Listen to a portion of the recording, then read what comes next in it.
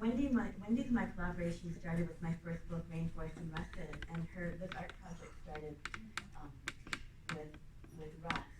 And so I won't read that poem, but it's in the library if you get Rainforest and Russet out. It's one I co-wrote. I love that I co-wrote it with Jude Neal, and then Wendy did art to it, so collaboration is really important to me.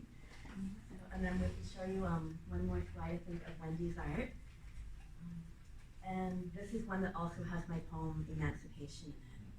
And Wendy has a whole lot of panels, I think will one day be an art show in a gallery. So we'll be getting a preview. So that's my presentation, but we have time for questions or comments if anyone has anything they want to ask. And it's also okay if not, we'll talk about it. Oh, yay, flowers. That's awesome.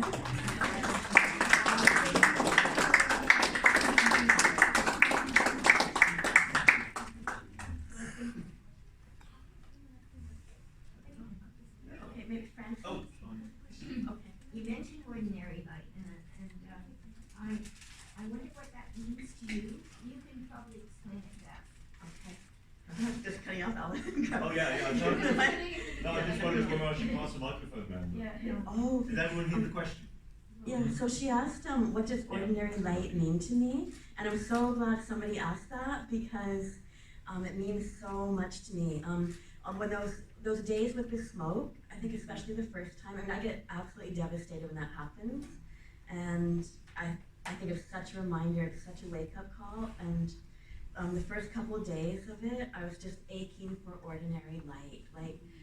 Like what will it, I get goosebumps when I think about that. Like, what will it be like? And like saying all the prayers, even though I say I'm atheist, I'm an agnostic maybe, just all the prayers, all the commitment, all the meditation, that if this smoke clears, I promise I'll do better, or we'll try.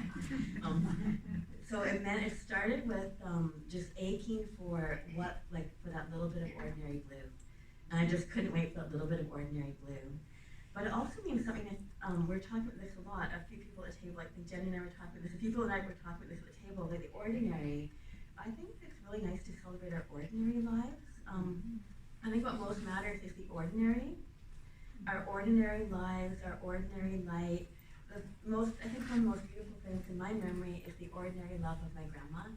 I had an amazing grandma. I got to spend a lot of time with her. I had two amazing grandmas, but I got to especially grow up with one. And I think she taught me about appreciating the ordinary, appreciating that we have food on the table, appreciating the ordinary. So to me, ordinary light means all the ordinary things and taking care of them. The people we love, the planet we love. And I don't know, that first patch of blue light, that was one of the most beautiful things I've ever seen. So yeah, so that's what the title means. And then Candace's painting goes so well with it too. I thought that's a celebration of ordinary. Yeah. So thank you everyone for coming out into the library, for hosting us. Any more questions? Okay. Oh, yeah. How many years does this work span? I'd say a lot. I guess I really pulled it together in 2 years. I had a deadline, but I write a couple hours a day. I'm one of these people who can do rough drafts really easily. So I can produce about, I easily, and I do, if you've been in my living room, you'll know, I produce about 4 or 5 pages a day, but I don't always edit them, because editing's hard and writing is fun. So I write and write and write, so I guess since Rainforest and Russet came out, it's all the writing I did. But I got to do being in a school program where I had deadlines, and where I had people telling me, you know what, maybe edit some of this, get a theme together, choose the things that go in the theme. So it's probably, I guess it's about, some of the poems were written over 4 or 5 years, but I think the bulk of it was done over 2 years. And I realized how important deadlines are. And some of it too, I used to write for a Japanese spiritual magazine. I had a deadline every month, and that's how I got Rainforest and Russet done. And then the first part of this book, some of the things in Wendy's paintings, for Wendy and I used to write for the same spiritual magazine, Cradle Our Spirit, and so I'd have a deadline, I'd always have all this work, and I'd put it in paintings and things, and I need deadlines, but I guess about 2 years, but I really learned though, that at think like almost anyone, I can do anything if I have a deadline, and I really desperately need deadlines. And if I don't have a deadline, I can put a lot of kind of crap into my goals and make them go bigger and bigger. As soon as I have a deadline, or as soon as I'm reading, the other kicks in. So, but I don't think it has to take 5 years or 2 years to do 2 years maybe for a book.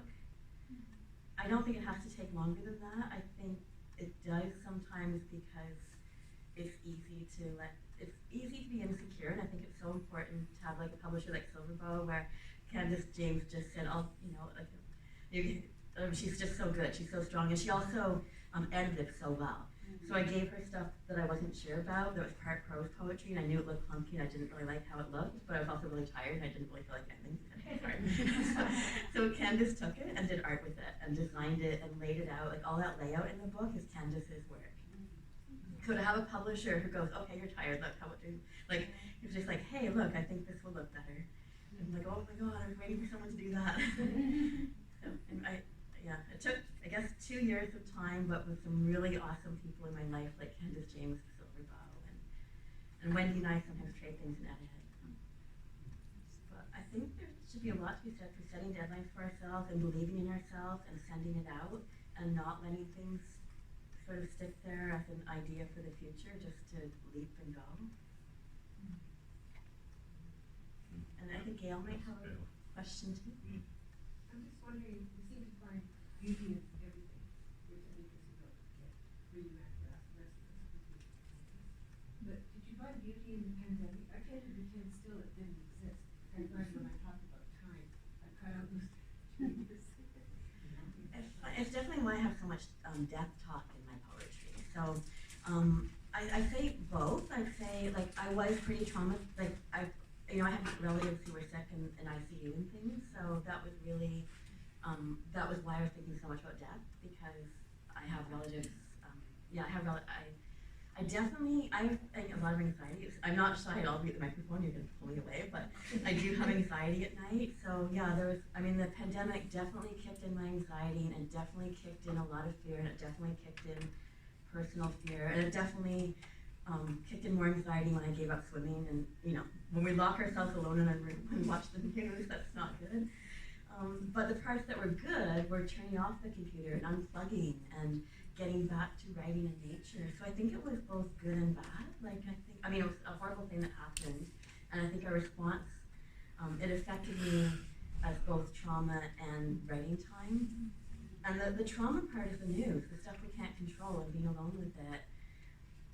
And the walking in nature and writing and doing our art is the healing and the ordinary stuff that's healing. So yeah, it did both.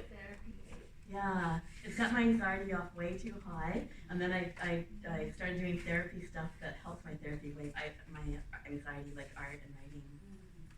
But yeah, I think there's beauty to be found in the ordinary every day, and gratitude every day, and I think that's our savior. Wendy. Cynthia, you've gone the whole time. During this pandemic, got to start, you did a PhD. Yeah, I haven't, my MFA, I haven't told anyone yet, I only told Wendy. My MFA paper got turned into a PhD dissertation, and I got my PhD, but I just told Wendy and I haven't told anybody yet.